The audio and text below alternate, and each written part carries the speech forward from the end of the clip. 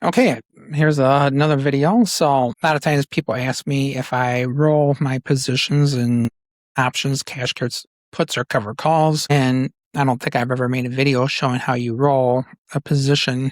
So I'm looking at this BBAI here, and I have cover call for 12 contracts, and it's currently trading for 3 something. And you see my cost basis, my average, what I've paid per share is at 420. So I'm down on that a little bit. So I got a cover call at 4 strike price. So that goes against my rule as far as saying I do cover calls, at least what my cost basis was, or my average cost, or the previous strike price, because I don't want to lose money. But BBAI has gone down so much that in order to get any premium, I had to come down a little bit, or I could just sit and wait. But it's not a lot of money we're dealing with here. So I did a cover call at 4. When I did that cover call, I was trading at 278. And if I look at it today, it's trading at 327. So it's gone up a little bit. So back in here somewhere is when I did that cover call, and it's creeped up a little bit. So what I'm looking at is the past month, it's gone up from about 250 to 320. So about 70 cents, 60 to 70 cents in 1 month. If I roll this forward to September 18th, which is about 5 weeks from now, it would have to go up about another 70 some cents to hit $4. And so my thinking is it going to really pop up to 4 in a month? It could, but I'm going to just assume that it's not. So I'm going to roll this forward, I think, to September and see how it does. All right, so I'm in my account here. So here's BBAI. That's my current cover call. If I come way down here, this is the stock actually that I'm holding. So it's trading at 327. My average cost basis is 420. Average cost basis. So the cost basis is not technically what I paid for it. It's what I paid for it minus the premium I have earned from the initial cash secured put. So if that makes sense. So let's say this was originally 450. If I made 30 cents on the cash secured put, my average is now 420. And somebody asked me about, did you already count that 30 cents as profit? Yes, I did. My spreadsheet is pretty accurate as far as the numbers are concerned, but a couple things I don't keep track of is like the small fee, like the $1.20 or $1.50 commission or whatever Fidelity takes out. And so it could be off by a few dollars here and there. But the main thing I kind of worry about is that I don't like to lose money, obviously. So I look at the average cost I paid for it, and sometimes I just want to get the shares taken away and kind of be done with a certain stock. In this case, I really don't want to lose money on it, but I don't think it's going to go above $4 in the next 5 weeks. I've been doing cover calls on these for a long time and collecting a little bit of money here and there, but that's enough about that. So I'm going to come back up here to this cover call I got. I'll click on it, expand that out, and we're going to say roll this time instead of buy to close. So basically rolling it, I'm going to do both. I'm going to buy to close, and then I'm going to do a sell to open at the exact same time in the same transaction, kind of. So kind of a 2-for-1 deal. So here's the first action of the first leg, they call it. Buy to close, August 21st. There's that. And then sell to open. So I said I'm looking at September 18th. So there's September 18th. And the strike price, we don't have many choices here, 3, 4, or 5. So we're going to go with $4 here.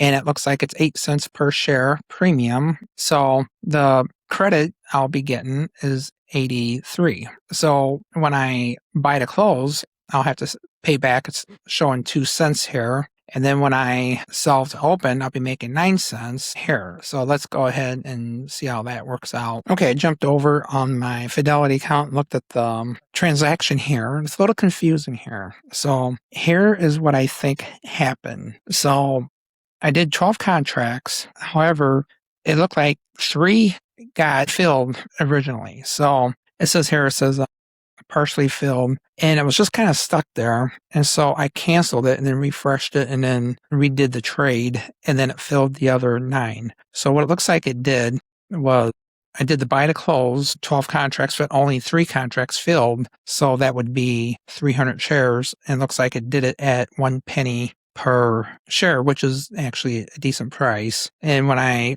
sold the open, with that same transaction, I was credited 28.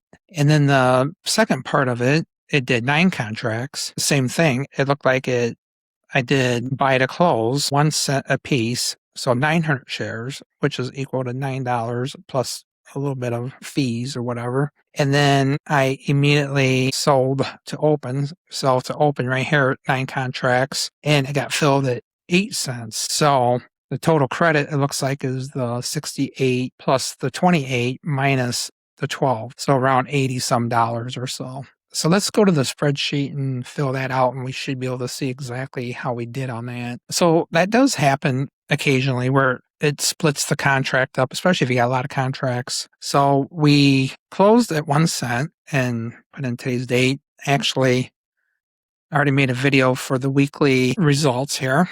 I'm going to put rolled in here. And BBAI is 327. So I keep track of the price when I doing everything. So the delta on that was 0.1. So even though we kind of completed that one transaction, I kind of treat this as 2 transactions here. It's just easier for me to keep track of. So I'm going to do sell here. So today's the 14th. Expiration date was the 18th of September. BBAI.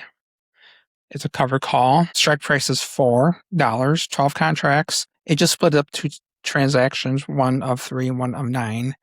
And it was filled at 8 cents. So that's my collateral. This is the account that it came out of. And the price today was $3.27. And let me look at the delta real quick. Okay, I actually popped up Fidelity and I went to September cover calls 18th and it was the 4. And if you look at the delta here, it was 0.24. So I didn't actually see the delta when I was rolling that forward because it kind of skipped this part here. Sometimes I do go look ahead of time to see about what the delta is, see what type of deal I'm getting. If you want to do a contract for practice, BBAI might be one that you could try. Let's put on puts here for a minute. If you want to practice doing a cash secured put, you could do cash secured put BBAI September expiration. You could put 3 for the strike price, meaning if the price of BBAI goes to 3 on September 18th and finishes there, you have to buy 100 shares of BBAI, which would cost you $300. And you would make $14 premium by offering that contract out. So for those of you that want some real life experience and want to practice, this could be a way to practice. So anyhow, getting back to my option tracking spreadsheet, I wanted to see what the delta was, and it was 0.24. And put that in there. So now we have a new cover call for BBAI, expires in September. And then if it goes all the way down to 0, I will have made $96. I think I said 80 some. I was close. So there it is. And you might say a 96 is a chump change.